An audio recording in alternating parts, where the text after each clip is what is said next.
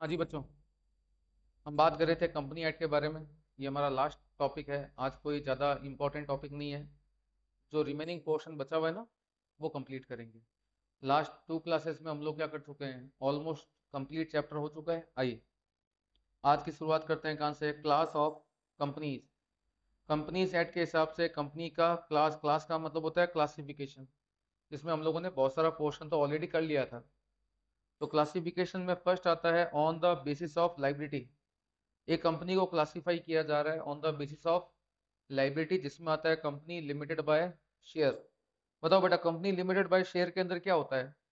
Company के MOA में लिखा जाता है कि कंपनी के पास में कितनी शेयर कैपिटल है, इसमें कितने नंबर ऑफ शेयर है, और एक शेयर की फेस वैल्यू क्या रहेगी। और कंपनी लिमिटेड बाय शेयर के अंदर जो मेंबर होता है ना, member member means share holder, उसकी लाइबिलिटी कितनी होती है बेटा? मान लो फेस वैल्यू है 100 रुपीज, और आप पेड कर चुके हो कितना? 60 मान लेते हैं। तो अगर मान लो कंपनी को लॉस हो गया, बाय चांस कंपनी लॉस हो गया, लॉस में कंपनी बंद भी होती है, तो आपसे कितना मांग सकते हैं? Maximum 40 rupees. और मान लो कंपनी बंद नहीं होती है, तो फाइनल कॉल तो आपसे मांगेंगे ही 40 रुपीज। तो चाहे कंपनी चले चाहे ना चले, आपकी जो मैक्सिमम लाइबिलिटी है वो कितनी है? 40 रुपए। और ये आपसे कब मांगे जाएंगे? कंपनी बंद होती है तो वाइंड अप के टाइम, और कंपनी चालू रहती है तो कभी भी आपसे फाइनल कॉल, सेकंड कॉल के थ्रू ये पैसा मांगा जा सकता है। कंपनी लिमिटेड बाय गारंटी का मतलब क्या होता है बेटा? ये वो कंपनी हो गई जिसके एमओए के अंदर, किसके अंदर बेटा? एमओए के अंदर लिखा जाता है कि कौन कौन सा पर्सन कितने रुपए की गारंटी दे रहा है। मान लो एमओए में लिखा गया है कि मनीष खत्री गारंटी दे रहा है 10 लाख रुपए की, प्रशांत मेश्वरी गारंटी दे रहा है 30 लाख रुपए की, महेंद्र मोहता गारंटी दे रहा है कितने रुपए की? 60 लाख रुपए की। तो टोटल कितनी होगी बेटा? 1 CR। तो बताइए अब मनीष खत्री से कितने मांगे जा सकते हैं? 10 लाख रुपए, प्रशांत मेश्वरी से 30 लाख रुपए, महेंद्र मोहता से 60 लाख रुपए। ये मैक्सिमम है। क्या है ये?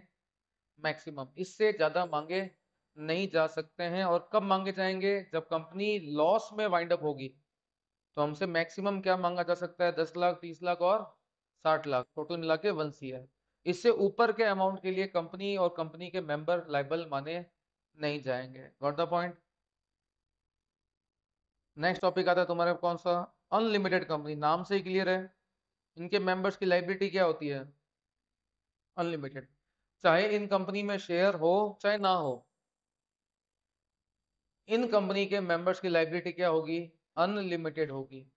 मतलब 100 रुपए की फेस वैल्यू, 100 आप पूरा दे चुके हो, और कंपनी को अब पर शेयर पे लॉस हो रहा है 100 रुपए का, तो आपको 100 और देने पड़ेंगे। सर मैं मना कर दूंगा, मैं बोलूंगा मैं नहीं देता।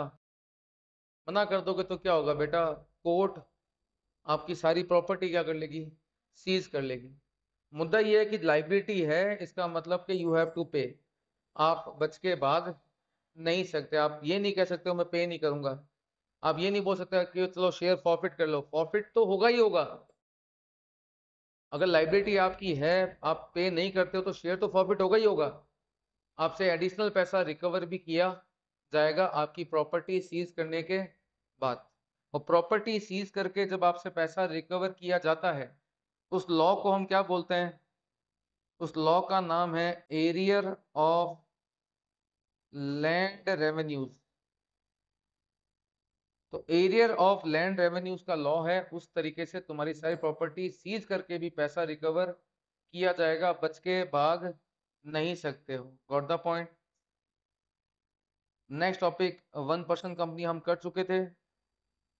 1% के बाद में प्राइवेट, प्राइवेट भी हो चुका है। प्राइवेट में बाकी था हमारे पास में कौन सा पोर्शन? Small company.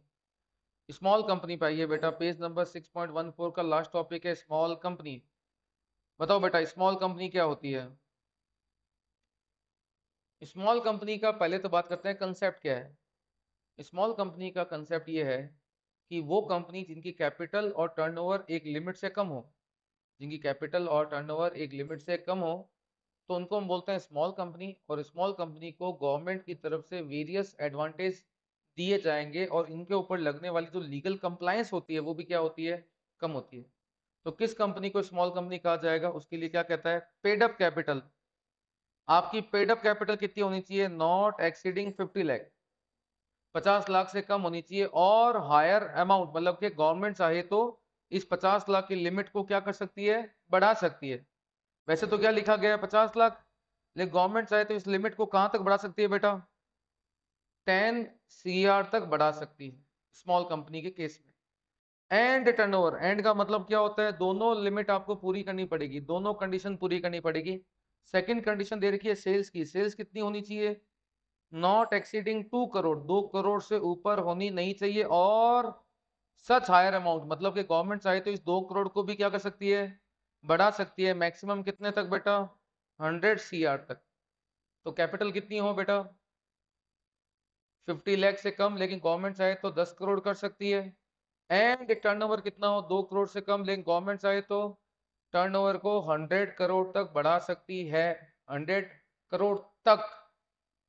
कैपिटल को 10 करोड़ तक, लेकिन गवर्नमेंट ने, जो मिनिस्ट्री ऑफ कॉर्पोरेट अफेयर होता है ना, उसने एक नोटिफिकेशन निकाला कि स्मॉल कंपनी के लिए हम जो लिमिट है कैपिटल की वो कितनी कर रहे हैं, मतलब कि फिलहाल जो लिमिट चल रही है वो कितनी है, कैपिटल के मामले में है 4 करोड़।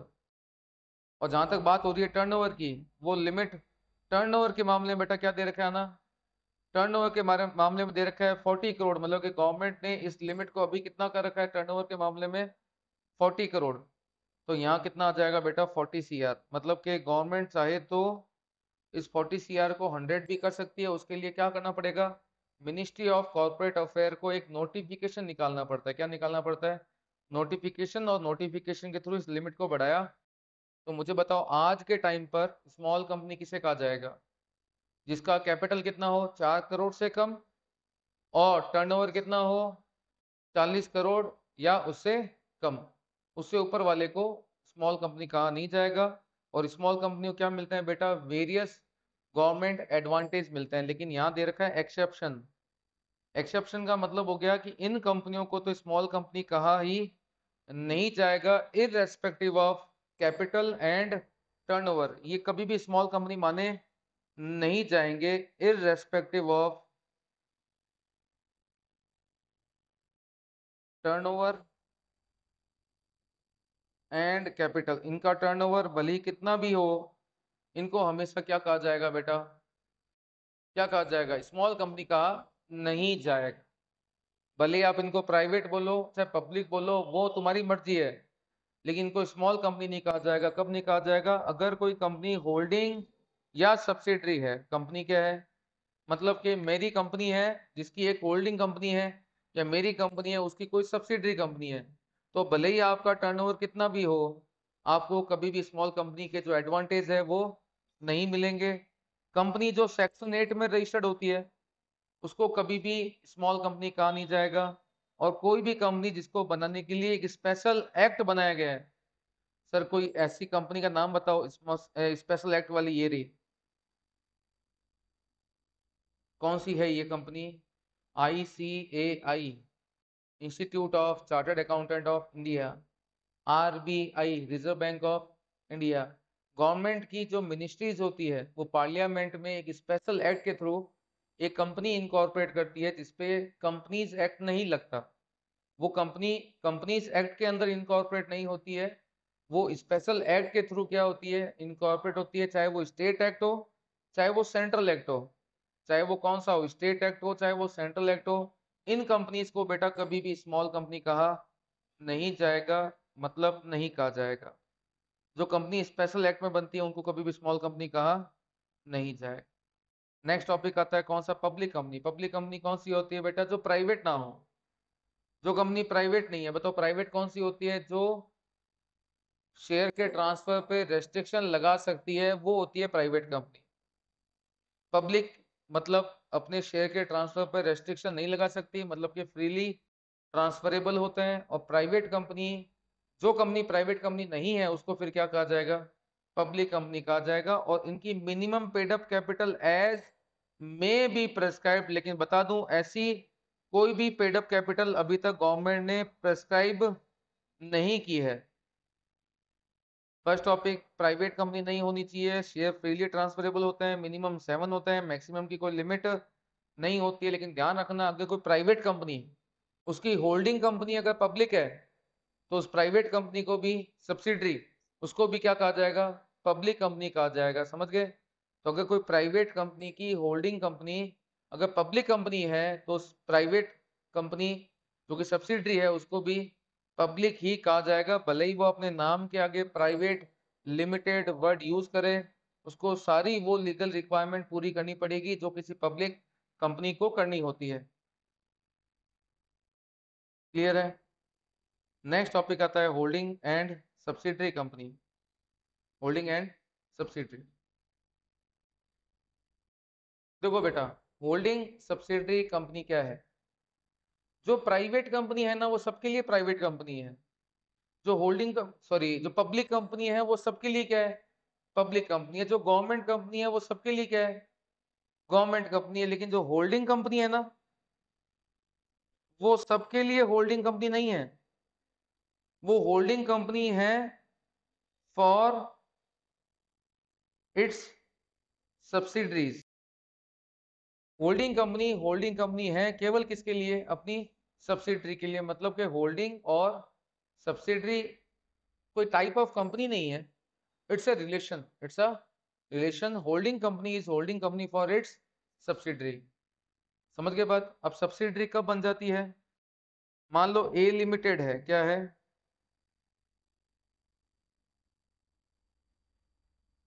उसके पास अगर बी लिमिटेड के 51% और मोर शेयर है।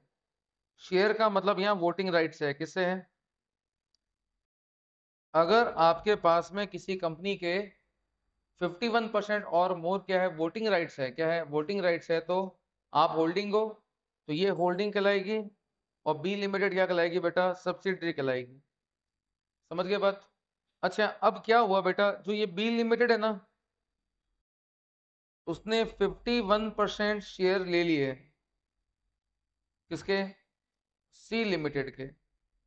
बी लिमिटेड ने क्या कर लिया, 51% शेयर ले लिए, किसके, सी लिमिटेड के। तो बताइए होल्डिंग कौन है? होल्डिंग हमेशा किसको कहा जाएगा, ए लिमिटेड को, जो कहलाती है पेरेंट होल्डिंग। क्या कहलाती है, पेरेंट होल्डिंग। ध्यान रखना, अगर होल्डिंग के पास 51% शेयर है सब्सिडरी के और सब्सिडरी के पास में 51% शेयर है अनदर कंपनी के, तो होल्डिंग कंपनी वही रहेगी। समझ गए ना? जो पेरेंट होल्डिंग है ना वो ही होल्डिंग कंपनी कहलाएगी, बाकी सब क्या कहलाएगी, सब्सिडरी कहलाएगी। और इस कंसेप्ट को हम बोलते हैं चेन होल्डिंग। क्या बोलते हैं, चेन होल्डिंग। मतलब कि ए के पास बी के पास सी के, this is known edge layer. क्या कहलाते हैं ये, मतलब ए के पास 51% शेयर है, बी के पास 51% शेयर है, सी के पास 51% शेयर है, डी के, तो ये लेयर है। और गवर्नमेंट के पास में राइट है कि गवर्नमेंट इस नंबर ऑफ लेयर को फिक्स कर सकती है। मतलब गवर्नमेंट के पास में राइट है कि गवर्नमेंट ये बोल सकती है कि ये जो लेयर है इतने से ज्यादा होने नहीं चाहिए। लेट एग्जांपल, गवर्नमेंट ने बोल दिया लेयर होंगे 3, तो 3 से ज्यादा सिस्टम नहीं होगा। सिस्टम का मतलब देखो समझना, ए के पास बी के पास सी के पास डी के, ए के पास बी के एक लेयर, बी के पास सी के दूसरा लेयर, सी के पास डी के तीसरा लेयर। अब सी किसी और कंपनी के 51% शेयर एक्वायर नहीं कर सकती, बी कर सकती है, ए कर सकती है। ए जितनी ज्यादा कंपनियों को सब्सिडरी बनाना चाहे बना सकती है। लेकिन लेयर वाइज, लेयर का मतलब क्या हो गया, ए के अंडर में बी के अंडर में सी के अंडर में डी, इसको हम बोलते हैं लेयर। बताओ, जैसे ए है, इसके अंडर में कितनी सब्सिडरी हो सकती है, जितनी ये खोलनी चाहे, चाहे 50 खोल ले। लेकिन लेयर, ध्यान रखना, लेयर का मतलब क्या होता है, ए के अंडर में बी के अंडर में सी और सी के अंडर में डी, उसको बोलते हैं लेयर। लेयर के मामले में गवर्नमेंट के पास में राइट है कि गवर्नमेंट लेयर फिक्स कर सकती है। क्या फिक्स कर सकती है, लेयर्स। लेकिन गवर्नमेंट ये नहीं कहती है कि आप इससे ज्यादा सब्सिडी नहीं रख सकते हो। आप सब्सिडी भली 1000 रखो अपने अंडर में, उसके ऊपर कोई रेस्ट्रिक्शन नहीं है। लेकिन डायरेक्ट आप अपने पास में रखो, ये नहीं है कि सब्सिडी की भी सब्सिडी के अंडर में आप रखे जा रहे हो। अपने पास जितना रखना है रखो, मना नहीं है। लेकिन लेयर्स पे गवर्नमेंट रेस्ट्रिक्शन लगा सकती है। और दूसरा ध्यान रखना,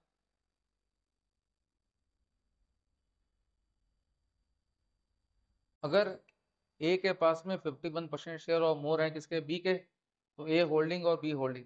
दूसरा समझना, ए लिमिटेड ने बी लिमिटेड को दिया है लोन। क्या दिया है, बी लिमिटेड को क्या दे दिया, लोन दे दिया, और उसको ये बोल दिया कि तेरे मेजॉरिटी डायरेक्टर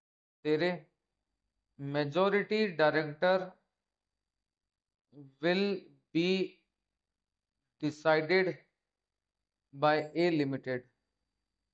तेरे मेजॉरिटी डायरेक्टर हम डिसाइड करेंगे, मतलब कि तेरे डायरेक्टर का अपॉइंटमेंट और वहां से रिमूवल ए लिमिटेड कहता है हम डिसाइड करेंगे।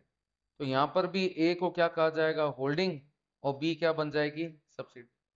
केवल शेयर खरीदने से ही सब्सिडी नहीं बनती है।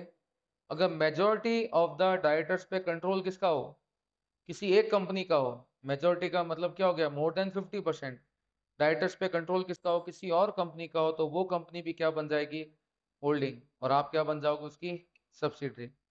तो होल्डिंग सब्सिडरी का रिश्ता बेटा कब क्रिएट होता है, ये तब क्रिएट होता है जब आपके पास में क्या हो, बोलो कितना हो, पहला क्या दे रखा है, control on the composition of the director. Director के कंपोजिशन का मतलब क्या होता है, सेकंड पॉइंट पे आना। कंपोजिशन का मतलब क्या होता है कि मेरे पास में मेरे पास में राइट है कि तुम्हारे डायरेक्टर कौन होंगे, मेजोरिटी और मैक्सिमम डायरेक्टर मैं डिसाइड करूंगा, तो मैं क्या बन जाऊंगा, तुम्हारी होल्डिंग कंपनी। सेकंड नंबर क्या दे रखा है, अगर आपके पास में half of the voting power हो, half of the voting power, चाहे आपके, अच्छा देखो एक बात हो, ए लिमिटेड बी लिमिटेड दो कंपनी है, बी लिमिटेड है वो ए की सब्सिडरी है, दो कंपनी है, कौन है, दो, एक तो है तुम्हारी कौन सी कंपनी, ए लिमिटेड, और एक है कौन सी, बी लिमिटेड। ये ए लिमिटेड होल्डिंग है, और बी लिमिटेड कौन है बेटा, उसकी सब्सिडरी है। इन दोनों ने क्या किया, मिलके 51% शेयर खरीद लिए, किसके, सी लिमिटेड के, जिसमें से ए लिमिटेड के पास में 30% है और बी के पास में क्या है, 21% है। ए लिमिटेड के पास में क्या है, 30, और बी के पास में क्या है, 21% शेयर। दोनों के पास मिला के कितने हैं, 51% शेयर हो गए ना। तो ये बताओ सब्सिडरी बन जाएगी नहीं बन जाएगी C limited, yes, in this case also C limited क्या मान जाएगी, सब्सिडरी। किसकी सब्सिडरी, एक ही मानी जाएगी, जो मेन होल्डिंग कंपनी है ना, ये सब्सिडरी बनेगी तो किसकी बनेगी, मेन होल्डिंग कंपनी की ही सब्सिडरी कहलाएगी, किसी और की नहीं कहलाएगी। Got the point.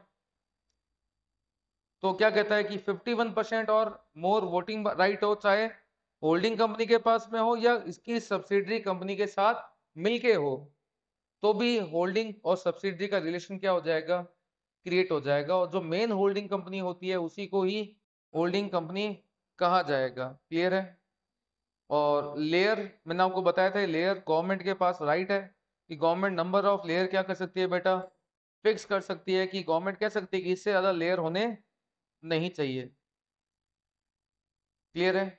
Next topic आता है तुम्हारी कौन सी कंपनी, एसोसिएट कंपनी। सिंपल भाषा में याद रखना, आपके पास मतलब कि आपका मतलब इंडिविजुअल नहीं, किसी कंपनी की बात कर रहा हूँ, किसकी बात कर रहा हूँ, कंपनी की। एक कंपनी के पास में किसी अनदर कंपनी के, किसके, किसी अनदर कंपनी के, एक कंपनी के पास में किसी अनदर कंपनी के शेयर हैं 20% और मोर, कितने, 20 और मोर, तो जो ये अनदर कंपनी है ना, ये बन जाएगी एसोसिएट कंपनी। क्या बन जाएगी, एसोसिएट।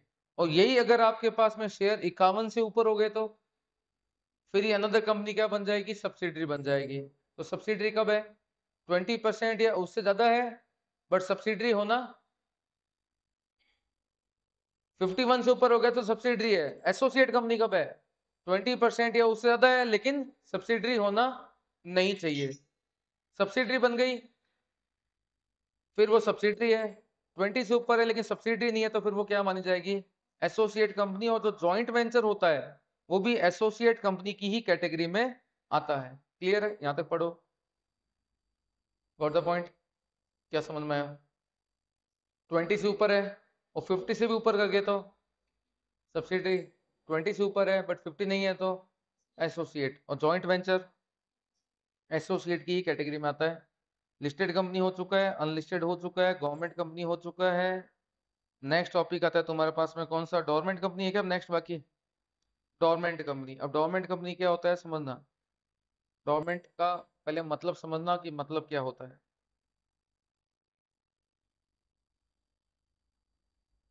देखो बात समझो। आज मान लो मैंने एक कंपनी खोल दी, ए लिमिटेड के नाम से। कंपनी खोली है, नाम क्या रखा है मैंने उसका? ए लिमिटेड। इस कंपनी को हर साल annual accounts and annual return, annual accounts and annual return हर साल क्या करने पड़ते हैं? आरओसी को सबमिट करने पड़ते हैं। आपको हर साल एनुअल अकाउंट और एनुअल रिटर्न क्या करने पड़ते हैं? आरओसी को सबमिट करने पड़ते हैं। क्लियर है? अगर आपने लगातार 2 साल तक, फॉर 2 years तक, लगातार 2 साल तक failed to submit, failed to submit, अगर लगातार आपने 2 साल तक आरओसी को ये एनुअल अकाउंट्स और एनुअल रिटर्न अगर आपने सबमिट नहीं किए, अगर लगातार आपने 2 साल तक आरओसी को annual accounts and annual return submit नहीं किए, तो ये कंपनी जो है ना, वो इनएक्टिव की कंपनी में आ जाती है, कैटेगरी में आ जाती है। किस कैटेगरी में? इनएक्टिव। अगर लगातार 2 साल तक आपने annual accounts and annual return ROC को क्या नहीं किए बेटा? सबमिट नहीं किए, तो आप इनएक्टिव कंपनी की कैटेगरी में आ जाओगे। और जैसे ही आप इनएक्टिव में आते हो ना, आरओसी हैव ए पावर कि वो इस कंपनी का वाइंड अप कर सकती है, कंपनी का नाम स्ट्राइक ऑफ कर सकती है। मतलब कि 2 साल से अगर आप एनुअल अकाउंट रिटर्न जमा नहीं करवा रहे हो, तो आरओसी क्या लगेगा कि कंपनी ने काम करना क्या कर दिया? बंद कर दिया। आरओसी इस कंपनी को क्या कर देगी? वाइंड अप का ऑर्डर दे देगी, या अपने ही लेवल पे इसका नाम क्या कर देगी? स्ट्राइक ऑफ कर देगी। क्या कर देगी? Strike off. बताओ आपकी कंपनी क्या हो गई? बंद हो गई। हो सकता है कि कोई प्रॉब्लम चल रही हो, जिस चक्कर में आपने एनुअल अकाउंट रिटर्न जमा नहीं करवाए हो, लेकिन आपकी कंपनी तो क्या हो गई? इनएक्टिव हो गई। समझ गए? इनएक्टिव होती आरओसी के पास में क्या राइट आ जाता है?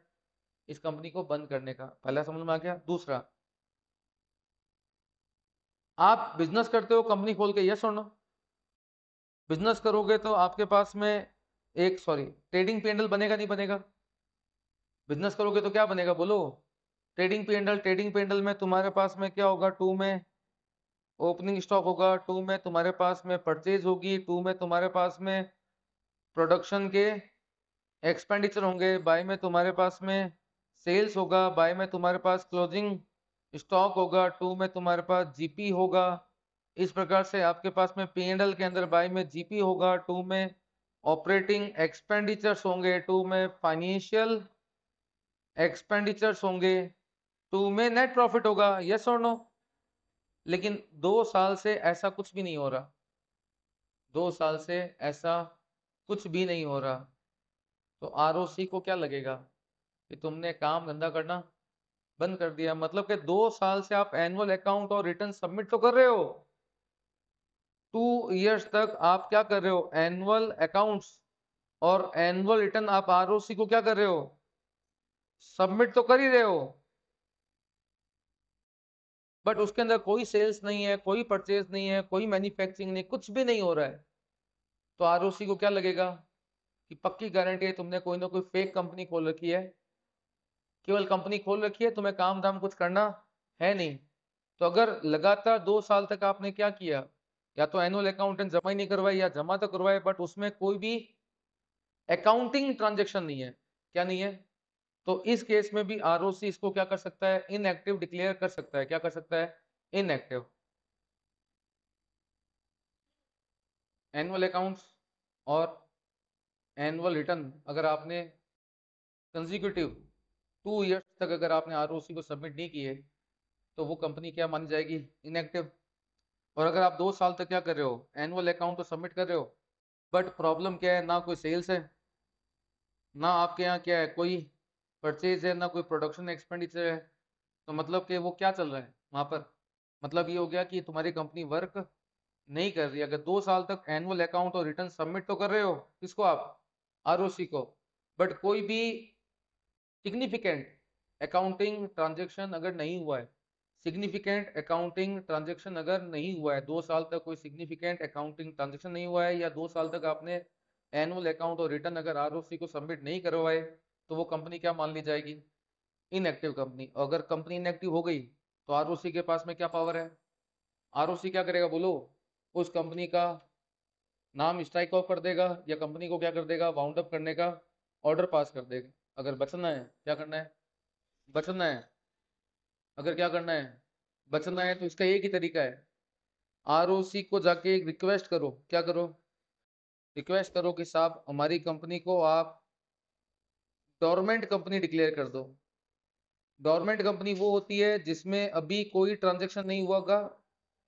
ट्रांजेक्शन कब होगा, फ्यूचर ट्रांजेक्शन होंगे, अभी कोई ट्रांजेक्शन नहीं है। और दूसरा, या मैंने केवल और केवल कंपनी खोली है कोई कॉपीराइट, कोई पेटेंट, कोई ट्रेडमार्क लेने के पर्पज से। किस पर्पज से, कॉपीराइट, पेटेंट या ट्रेडमार्क, जिसमें अभी बिजनेस नहीं होगा, बिजनेस स्टार्ट करने में अभी 7 8 10 साल लगेंगे। तो आप आरओसी को रिक्वेस्ट करके अपनी कंपनी को डोरमेंट का एक स्टेटस ले लो। क्या ले लो, स्टेटस। क्या कहता है, और भी बातें करेंगे। डोरमेंट में क्या कहता है, अगर आपने कंपनी खोली है या रजिस्टर्ड करवाई है फॉर फ्यूचर प्रोजेक्ट, अभी नहीं करेंगे, या कोई एसेट होल्ड करना है, या कोई कॉपीराइट, पेटेंट, ट्रेडमार्क, जिसको हम बोलते हैं इंटेलेक्चुअल प्रॉपर्टी राइट्स, क्या बोलते हैं, इंटेलेक्चुअल प्रॉपर्टी राइट्स को होल्ड करने के लिए कंपनी बनाई है, जिसमें कोई भी सिग्निफिकेंट अकाउंटिंग ट्रांजैक्शन नहीं है, मतलब कि ना कोई प्रोडक्शन है, ना कोई सेल्स है, कुछ भी नहीं है। बेसिकली होता क्या है, मेरी बात समझना, लोग क्या करते हैं, कंपनी बना के छोड़ देते हैं, जीरो वाली रिटर्न फाइल कर देते हैं, 3 4 5 साल बाद में उस कंपनी को क्या करते हैं, किसी बायर को क्या करते हैं, सोल्ड कर देते हैं, बायर को क्या करते हैं, सोल्ड कर देते हैं। तो आरओसी ने रूल बना दिया कि 2 साल तक कंपनी अगर इनएक्टिव है, इनएक्टिव का मतलब क्या हो गया, 2 साल तक अगर आपने एनुअल अकाउंट रिटर्न सबमिट नहीं किए, या सबमिट तो किए बट उसमें कोई भी सिग्निफिकेंट अकाउंटिंग ट्रांजेक्शन नहीं है, तो आरओसी उस कंपनी को क्या कर देगी, उसका नेम कर देगी स्ट्राइक ऑफ। अगर आपको बचना है तो आरओसी को बोल दो कि सर हमारी कंपनी को आप गवर्नमेंट का स्टेटस दे दो, हम बिजनेस तो करेंगे बट अभी नहीं करेंगे, कब करेंगे, फ्यूचर में करेंगे। कब करेंगे, फ्यूचर में। तो अगर आपने 2 साल तक एनुअल अकाउंट रिटर्न सबमिट नहीं किए, या 2 साल तक तुम्हारे यहाँ कोई भी सिग्निफिकेंट अकाउंटिंग ट्रांजेक्शन नहीं हो रहा है, तो भी आरओसी आपकी कंपनी को वाइंड अप नहीं करेगी, उसका नेम स्ट्राइक ऑफ नहीं करेगी। बात समझ आ गई, नहीं समझ में आई? तो क्या कहता है, पढ़ना, आप एक प्रेस्क्राइब्ड फॉर्मेट में आरओसी को डोरमेंट का स्टेटस लेने के लिए अप्लाई कर दीजिए। इनएक्टिव का मतलब क्या होता है, जिसके यहाँ कोई भी सिग्निफिकेंट अकाउंटिंग ट्रांजैक्शन नहीं हो रहा है पिछले 2 साल में, या 2 साल से आपने एनुअल अकाउंट और रिटर्न आरओसी को सबमिट नहीं किया है, तो वो कंपनी क्या है, इनएक्टिव। इनएक्टिव का इफेक्ट क्या पड़ेगा, आरओसी कंपनी के नेम को स्ट्राइक ऑफ कर देगा। बचना है तो क्या कर लो, गवर्नमेंट का स्टेटस ले लो। तो अगर 2 साल तक या तो क्या नहीं हो रहा है, सिग्निफिकेंट अकाउंटिंग ट्रांजेक्शन से, सिग्निफिकेंट अकाउंटिंग ट्रांजेक्शन होते क्या है, सेल्स होता है, प्रोडक्शन होता है, वो होता है सिग्निफिकेंट। बात समझ आ गई क्या? आप एक काम कर लो, अगर आपको लगता है कि फ्यूचर ट्रांजेक्शन होगा, अभी कोई भी सिग्निफिकेंट अकाउंटिंग ट्रांजेक्शन नहीं होंगे, तो अब आरओसी को एप्लीकेशन देके उसको डॉक्यूमेंट बना लो। डॉक्यूमेंट क्या होता है, इसमें ना तो सेल परचेज है ना प्रोडक्शन है, या 2 साल से आपने एनुअल अकाउंट रिटर्न सबमिट नहीं किए। अब मेन मुद्दा आता है word significant accounting transaction. Significant accounting transaction का मतलब क्या होता है, सेल्स, परचेज, प्रोडक्शन। लेकिन डेफिनेशन में दे रखा है कि सिग्निफिकेंट किसे माना जाएगा, ये नहीं दे रखा है सिग्निफिकेंट किसे नहीं माना जाएगा। ये कहता है कि पेमेंट ऑफ फीस, आपने आरओसी को क्या जमा करवाई, फीस। तुमने ट्रेडिंग पेंडल बनाया, वहां डेबिट में क्या आ रहा है, फीस। क्या इस फीस से ये लगता है कि कंपनी चल रही है? ये तो फॉर्मेलिटी है मेरे भाई, इन फॉर्मेलिटी को सिग्निफिकेंट माना नहीं जाएगा। या किसी भी कानून या इस कंपनी एक्ट को पूरा करने के लिए कोई भी पेमेंट आपने किया है, डेबिट में तो एक्सपेंडिचर आ ही गया, लेकिन ये एक्सपेंडिचर क्यों पे किए गए हैं, बिजनेस के लिए या उस कंपनी को चालू रखने के लिए? कंपनी को चालू रखने के लिए, बिजनेस का खर्चा नहीं है ये, इसे सिग्निफिकेंट माना नहीं जाएगा। सर देखो हमने ना एंट्री की है 2 साल में, पहले साल हमने फर्स्ट कॉल की एंट्री की थी, सेकेंड ईयर में हमने सेकेंड कॉल की एंट्री कर दी, ये सिग्निफिकेंट माने नहीं जाएंगे। या ऑफिस के मेंटेनेंस के खर्चे, इनको सिग्निफिकेंट माना नहीं जाएगा। तो माना क्या जाएगा सिग्निफिकेंट, प्रोडक्शन, सेल्स, परचेज, ये चीजें जो है ना सिग्निफिकेंट की कैटेगरी में नहीं आएगी। Got the point? Next topic आता है कौन सा तुम्हारा, निधि कंपनी। निधि कंपनी बेसिकली होती है म्यूचुअल बेनिफिट सोसाइटी, जिसमें जो मेंबर होते हैं वो थोड़ा थोड़ा पैसा कंट्रीब्यूट करते हैं। एक बंदे की लॉटरी लगती है, वो सारा पैसा उसको दे देंगे, नेक्स्ट मंथ फिर कंट्रीब्यूट करेंगे, फिर किसी को दे देंगे, तो ये कहलाती है तुम्हारी निधि कंपनी। लेकिन निधि कंपनी के लीगल रूल क्या है वो हमारे सिलेबस का पार्ट नहीं है। निधि कंपनी की केवल क्या दे रखी है, डेफिनेशन, और डेफिनेशन में इतना सा लिखा हुआ है, वो कंपनी निधि कंपनी मानी जाएगी जिसको सेंट्रल गवर्नमेंट ने अपने ऑफिशियल गैजेट में, सेंट्रल गवर्नमेंट ने अपने ऑफिशियल गैजेट में जिसको निधि कंपनी डिक्लेयर कर दिया, वो निधि कंपनी है। लेकिन उसका लीगल कॉन्सिक्वेंस क्या होगा, उसके क्या रूल्स हैं, वो हमारे सिलेबस का पार्ट नहीं है। नेक्स्ट टॉपिक आता है पीएफआई, पब्लिक फाइनेंशियल इंस्टीट्यूशन। नाम से क्लियर है इनका काम क्या है, पब्लिक को फाइनेंस देना। तो कौन सी कंपनियां होती है जो पीएफआई कैटेगरी में आएगी, फर्स्ट एलआईसी, एलआईसी क्या है, PFI. Second number IDFC, IDFC क्या है, पीएफआई। हर वो कंपनी जिसको यूटीआई के थ्रू, किसके through, unit trust of India के थ्रू पीएफआई डिक्लेयर कर दिया गया, वो भी पीएफआई है। हर वो कंपनी जिसको सेंट्रल गवर्नमेंट के ऑफिशियल गैजेट के अंदर, सेंट्रल गवर्नमेंट के ऑफिशियल गैजेट के अंदर जिसको क्या कर दिया गया, पीएफआई डिक्लेयर कर दिया गया, वो पीएफआई है। और लास्ट कहता है कि सेंट्रल गवर्नमेंट आरबीआई से कंसल्ट करके, सेंट्रल गवर्नमेंट आरबीआई से कंसल्ट करके किसी भी कंपनी को पीएफआई डिक्लेयर कर सकती है। तो मुझे बताओ पब्लिक फाइनेंस, तो एक बात बताओ, जियो फाइनेंस है ना, जियो फाइनेंस अंबानी साहब की कंपनी है जियो फाइनेंस, तो क्या जियो फाइनेंस भी पीएफआई की कैटेगरी में आ सकती है क्या, नहीं आ सकती, नेवर। क्योंकि पीएफआई की कैटेगरी में वही आएंगे जिनको फर्स्ट सेंट्रल एक्ट या स्टेट एक्ट के द्वारा गवर्नमेंट ने ओपन किया है, चाहे वो राजस्थान गवर्नमेंट हो, पंजाब हो, दिल्ली हो, उन्होंने स्टेट एक्ट के थ्रू खोला है या सेंट्रल गवर्नमेंट ने सेंट्रल एक्ट के थ्रू खोला है, वही पीएफआई कैटेगरी में आएंगे। और दूसरा, जिनके 51% शेयर, यहाँ शेयर का मतलब है वोटिंग राइट, इनके 51% शेयर किसके पास में हो, गवर्नमेंट के पास में हो, किसके पास में हो, गवर्नमेंट के पास हो, उसी को पीएफआई कहा जाएगा। गवर्नमेंट का मतलब चाहे वो सेंट्रल गवर्नमेंट, चाहे वो स्टेट गवर्नमेंट, थोड़ा सेंट्रल गवर्नमेंट, थोड़ा स्टेट गवर्नमेंट या मल्टीपल स्टेट गवर्नमेंट, अगर टोटल मिला के 51% शेयर गवर्नमेंट के पास में, उन्हीं को क्या कहा जाएगा बेटा, पीएफआई डिक्लेयर किया जा सकता है। प्राइवेट कंपनीज को कभी भी पीएफआई डिक्लेयर किया नहीं जा सकता। नेक्स्ट टॉपिक हमारा हो गया था कंप्लीट, कंपनी के इनकॉर्पोरेशन का। इफेक्ट ऑफ रजिस्ट्रेशन आपको पता है, क्लासिफिकेशन ऑफ कैपिटल मैं पढ़ाऊंगा नहीं, अपना पढ़ लेना, कोई क्वेश्चन एग्जाम में नहीं आएगा कि ऑथोराइज कैपिटल क्या होती है, जो एमओए में स्पेसिफाइड होती है उसको हम बोलते हैं ऑथोराइज कैपिटल। जो पब्लिक को हम इशू करते हैं उसको बोलते हैं इशूड कैपिटल, उसमें से जितने लोगों ने शेयर खरीद लिए उसको हम बोलते हैं सब्सक्राइब कैपिटल, और जितना पैसा उनमें से आ चुका है या मांगा है, जो मांगा है वो कॉल्ड अप, मतलब 10 का शेयर 8 मांग लिए कॉल्ड अप, और उसमें से कॉल्स इन एरियर को हटा दो, तो बाकी बचा हुआ क्या है, पेड अप, क्या है, पेड अप। नेक्स्ट टॉपिक आता है last topic, share, main topic share, conceptually main topic है। एग्जाम के पॉइंट ऑफ व्यू से बात करूं तो लीस्ट प्रायोरिटी का टॉपिक है शेयर। शेयर्स दो होते हैं, इक्विटी और प्रेफरेंस शेयर। शेयर्स होते क्या हैं, हमारी कैपिटल, हमारी कैपिटल को हम क्या बोलते हैं, शेयर बोलते हैं। बस होता ही है कि मेरी कैपिटल अगर 10 लाख रुपए है, कितने रुपए है, कैपिटल 10 लाख है, तो मैंने अपने एक शेयर की फेस वैल्यू रख दी कितने रुपए, 10, तो मैंने कैपिटल के 10,000 टुकड़े कर दिए। भाई मेरी कैपिटल तो 10 लाख रुपए है, मेरी कंपनी की कैपिटल क्या है, 10 लाख रुपए, मैंने एक शेयर की फेस वैल्यू क्या रख दी, 10 रुपए ना, तो मैंने अपनी कैपिटल के कितने टुकड़े कर दिए, 10,000 टुकड़े कर दिए। टुकड़े कहलाते हैं शेयर, क्या कहलाते हैं, शेयर। तो शेयर्स क्या होते हैं, आना, share represent portion of the interest of share holder, share holder का बिजनेस में कितना इंटरेस्ट है उसको डिफाइन किया जाता है शेयर के थ्रू।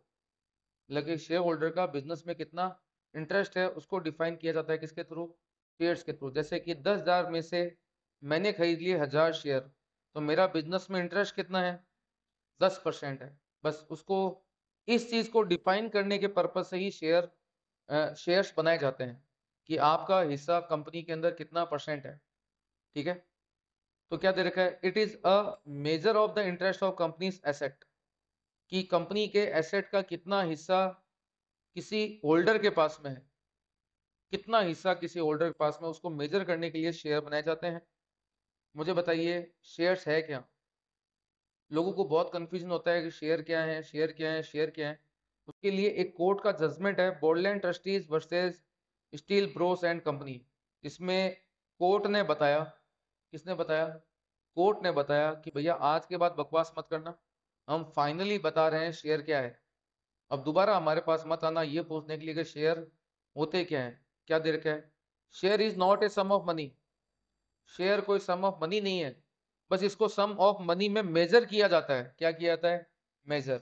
और शेयर वो होते हैं जिसको खरीदने वाले के पास में वेरियस राइट्स आते हैं, जैसे कि voting rights, dividend rights. Company जब वाइंड अप होती है या कंपनी जब शेयर का बायबैक करती है तो कैपिटल वापस मांगने का राइट, ये वेरियस राइट्स आते हैं किसके पास? शेयर होल्डर के पास। लेकिन जब कंपनी वाइंड अप होगी तो आपको कितना पैसा मिलेगा? आपने अगर 1,000 शेयर खरीदे हैं 100 रुपए वाले, जब कंपनी वाइंड अप होगी तो कितना वापस मिलेगा? हो सकता है कि ज्यादा मिले या हो सकता है कि उससे कम मिले, मतलब कि सम ऑफ मनी मोर और लेस। तो एक बात बताइए, shareholder are not in eyes of law part owner of undertaking. Shareholder company के ऑनर नहीं होते हैं। कंपनी इज आर्टिफिशियल पर्सन, उस आर्टिफिशियल पर्सन का कोई ऑनर नहीं होता है। शेयर होल्डर कंपनी का ऑनर है क्या? नो। शेयर होल्डर जस्ट वो पर्सन है जिनके पास वोटिंग राइट है, कुछ कॉन्ट्रेक्चुअल राइट है अगेंस्ट द कंपनी। ये कंपनी के किसी भी एंगल से ऑनर नहीं होते हैं। शेयर होल्डर का राइट है कैपिटल पर, कंपनी के रिजर्व एंड सरप्लस पर। कंपनी के कैपिटल पे, रिजर्व एंड सरप्लस पे ही राइट होता है। रिजर्व एंड सरप्लस और कैपिटल उनको कब वापस मिलेगी? जब कंपनी वाइंड अप होगी या कंपनी शेयर्स का क्या करेगी? बाय बैक करेगी। Got the point? शेयर्स क्या होते हैं? Mobile property. तो शेयर्स की सेल परचेज पे भी सोगा, sales of goods act applicable होता है। हर शेयर का सीरियल नंबर होना जरूरी है, हर शेयर का सीरियल नंबर होना जरूरी है। लेकिन जो लिस्टेड कंपनियां होती है, क्या होती है? लिस्टेड कंपनी होती है, जब कंपनी के शेयर का आईपीओ आता है, क्या आता है? तो कंपनी अपने सारे फिजिकल शेयर, कंपनी सारे अपने फिजिकल शेयर दे देती है एनएसडीएल या सीडीएसएल, ये कहलाते हैं डिपॉजिटरी। और डिपॉजिटरी जो शेयर होल्डर होता है ना, उसके डीमेट अकाउंट में ट्रांसफर कर देती है। मतलब कि कंपनी आईपीओ लाती है तो सारे फिजिकल शेयर किसको जमा करवाती है? एनएसडीएल या सीडीएसएल को। आपके पास में केवल क्या आएगा? डीमेट अकाउंट में शेयर आएगा, और जो शेयर आपके डीमेट अकाउंट में आ रहे हैं उनका कोई सीरियल नंबर नहीं होता है, उनका कोई सीरियल नंबर नहीं होता है। लेकिन जो प्राइवेट कंपनियां होती है या जो अनलिस्टेड पब्लिक कंपनियां होती है, जो डीमेट के थ्रू शेयर नहीं दे रही है, फिजिकल शेयर दे रही है, उनका सीरियल नंबर होना जरूरी है। Got the point? शेयर कितने प्रकार के होते हैं? दो। पहला आता है कौन सा? इक्विटी शेयर है। इक्विटी शेयर वो होते हैं जो क्या होते हैं? जिनके पास में होते हैं वोटिंग राइट। प्रेफरेंस शेयर वालों के पास, बेचारों के पास वोटिंग राइट नहीं होता है। इक्विटी वालों के पास में क्या होता है बेटा? वोटिंग राइट होता है। पहली बात समझ आ गई? दूसरी बात, कई कंपनी ऐसी होती है जो डीवीआर इशू करती है। क्या इशू करती है? डीवीआर कहलाते हैं डिफरेंशियल वोटिंग राइट। जैसे टाटा ने डीवीआर इशू किया। नॉर्मल शेयर पे क्या होता है? एक शेयर पर एक वोट होता है। नॉर्मली एक share equal to one vote, one share equal to one vote. लेकिन डीवीआर में कंपनी ये बोल देती है कि 5 शेयर पर आपके पास में क्या होगा? एक वोट होगा। या बोल देगी कि 10 शेयर पे क्या होगा? एक वोट होगा। इनको बोलते हैं DVR, differential voting rights. Tata ने भी डीवीआर इशू कर रखे हैं। मार्केट में आपको बहुत सारी कंपनियों के डीवीआर मिल जाएंगे। ये कहलाते हैं तुम्हारे क्या? Differential voting rights. Got the point? और डिफरेंशियल वोटिंग राइट्स को दो बातें ध्यान रखना, इनका डिविडेंड पे राइट भी अलग होगा। नॉर्मल शेयर होल्डर को जो डिविडेंड मिलता है उससे इनको थोड़ा सा क्या मिलेगा? ज्यादा मिलेगा, थोड़ा सा। और इनके पास में वोटिंग राइट्स क्या होते हैं? नॉर्मल शेयर होल्डर की तुलना में थोड़े से कम होते हैं। एक शेयर पर एक वोट होता है नॉर्मल के पास। डीवीआर वालों के पास, बेचारों के पास क्या होता है? 2 शेयर पे एक वोट, 10 शेयर पे एक वोट, 5 शेयर के एक वोट, या 20 शेयर पे एक वोट। वो डिपेंड करता है कंपनी ने डीवीआर के बारे में अपने एमओए और एओए में क्या लिखा है। Got the point? नेक्स्ट आता है preference share capital. Preference share कौन होते हैं? जो इक्विटी नहीं होते हैं वो प्रेफरेंस होते हैं। और प्रेफरेंस वालों के पास में प्रेफरेंशियल राइट होता है ऑन कैपिटल एंड डिविडेंड। मतलब कि इक्विटी को डिविडेंड दोगे तो पहले किसको देंगे?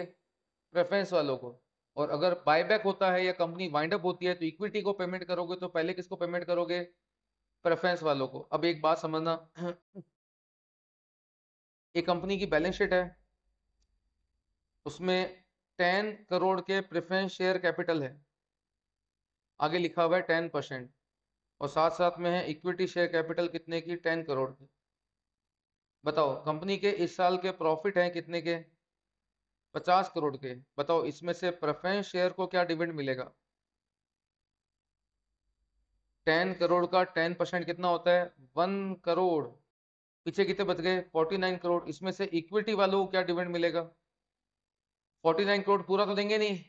मान लो हम उनको डिविडेंड दे रहे हैं इक्विटी वालों को कितना, 5 करोड़ का, तो ये बोलेंगे नहीं कि साहब देखो हम भी 10 करोड़ के हैं, ये भी 10 करोड़ के हैं, हमें 10 CR पे आपने 1 CR का डिविडेंड दिया और इक्विटी वालों को 10 करोड़ पे आप 5 करोड़ का डिविडेंड दे रहे हो, बोलेंगे या नहीं बोलेंगे। तो कुछ प्रेफरेंस शेयर होते हैं पार्टिसिपेटिंग, क्या होता है, पार्टिसिपेटिंग। पार्टिसिपेटिंग वालों को क्या होता है, नॉर्मल डिविडेंड तो मिलेगा ही मिलेगा, कंपनी के एक्सेस प्रॉफिट में से कुछ हिस्सा और मिलेगा। मतलब कंपनी के प्रॉफिट अगर ज्यादा हैं तो इनको क्या मिलेगा, कंपनी के रिमेनिंग प्रॉफिट में से कुछ एक्सेस डिविडेंड और मिलेगा। लेकिन ये डिपेंड करता है कंपनी के एमओए और एओए पर कि कंपनी ने एओए में क्या लिखा है। कोई गवर्नमेंट का फिक्स रूल नहीं है कि इनको इतना एक्स्ट्रा और मिलेगा, वो आपको ड्रॉ करना पड़ेगा, आपको ड्राफ्ट करना पड़ेगा, आपको डिजाइन करना पड़ेगा कि तुम इनको कितना एक्स्ट्रा देना चाहते हो। देना चाहते हो तो आपको लिखना पड़ेगा, समझ के बात। और जैसे एक बात हो, जब कोई कंपनी वाइंड अप होती है, क्या होती है, कंपनी वाइंड अप होती है तो उसका सिस्टम क्या था, याद है क्या आपको। पहले दिया जाएगा किसको, सिक्योर्ड, सिक्योर्ड को दे दिया, मतलब एसेट तो बेचेंगे ही, एसेट सोल्ड करके आपने सिक्योर्ड एंड डिबेंचर्स को दे दिया, उनके पास बाद में पैसा बच गया तो किसको जाएगा, अनसिक्योर्ड। मान लेते हैं कि अनसिक्योर्ड को देने के बाद बच गए हमारे पास में मान लो 50 करोड़। अब बताओ प्रेफरेंस शेयर को कितना जाएगा, ये तो 10 करोड़ के ही है। बताओ इक्विटी के लिए क्या बच गया, 40 करोड़। बताओ 10 करोड़ के इक्विटी वालों को मिल रहा है 40 करोड़, और 10 करोड़ के प्रेफरेंस वालों को क्या मिल रहा है बेचारों को, 10 करोड़ ही मिल रहे हैं। तो ये रोएंगे नहीं सर हमें भी थोड़ा सा एक्स्ट्रा दो। ये लोग क्या बोलेंगे, देखो सर आपके पास में 50 करोड़ थे, 50 में से 10 हमें दे दो, 10 इक्विटी दे दो, अभी भी कितने बच गए, 30 करोड़। सब थोड़ा सा हमें और दे दो। मांगेंगे नहीं मांगेंगे, अगर ये मांगते हैं और मांग सकते हैं तो ये है पार्टिसिपेटिंग प्रेफरेंस शेयर। और कितना मांग सकते हैं वो डिपेंड किस पे करता है, कंपनी के एमओए और एओए पर, कि कंपनी इनको एक्सेस में भी एक्स्ट्रा अमाउंट शेयर करेगी। देखो वैसे तो बचा हुआ सारा इक्विटी का है, लेकिन इक्विटी के साथ इनको भी थोड़ा बहुत एक्सेस दिया जाएगा या नहीं दिया जाएगा, वो सब किस पे डिपेंड करता है, बोलो कदों, एमओए और एओए पर। Got the point. इसके बाद में हमारा एमओए हो गया था, इसके आगे का पोर्शन तो मेरे हिसाब से कंप्लीट है। तो यहाँ पर तुम्हारा कंपनी एक्ट हो गया कंप्लीट। टोटल हमने 3 क्लासेस रिकॉर्ड की है, ठीक है ना। और ये क्लास थोड़ी छोटी थी क्योंकि लिमिटेड पोर्शन था, और आज की क्लास में से रेयरली कुछ पूछा जाएगा। ठीक है बच्चों, टाटा बाय बाय, और वीडियो में मिलेंगे और वेरियस चैप्टर के साथ। ठीक है बच्चों, बाय बाय, बाय भागो।